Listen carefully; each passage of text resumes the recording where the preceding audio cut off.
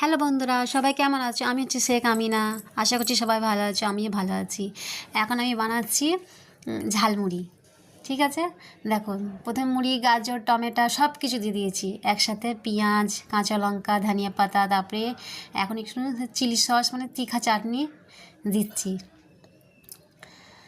দিয়ে ওইটাকে দেওয়ার পরে ওইটাকে মানে দিয়ে দেবো, চাটনিটা দিয়ে দেওয়ার পরে তারপরে আবার সর্ষের তেল দেবো, একটু সর্ষের তেল দিয়ে আমি ভালো করে এবার মেখে নেবো। তোমরা কে কে মানে ঝালমুড়ি খেতে ভালোবাসো আমাকে বলবে কমেন্টে। ঠিক আছে, আমি তো খুব ভালোবাসি, কিন্তু আমি ঘরে একা তো কেউ খেতে যায় না, বলে ভালো লাগে না আমাকে একার জন্য বানাতে। কিন্তু আজ মানে অনেকই মন চাইছিলো খেতে আমাকে, ওই জন্যে একটু বানালাম। দেখো বেনের মানে রেডি হয়ে গেছে বানানো। এবার একটু টেস্ট করি, দেখি কীরকম হয়েছে খেয়ে। আমাকে তো খুবই ভালো লাগছে দেখে, মানে খুবই টেস্টি বেনেছে। মানে ওই চাটনিটা দেওয়ার পরে আর সর্ষের তেল যদি একটু দেওয়া হয় তাহলে বাস হয়ে গেল, খুব সুন্দর লাগে খেতে। এবার ঠিক আছে, তোমরা কে কে মানে ঝালমুড়ি খেতে ভালোবাসো আমাকে কমেন্টে বলো। বাই।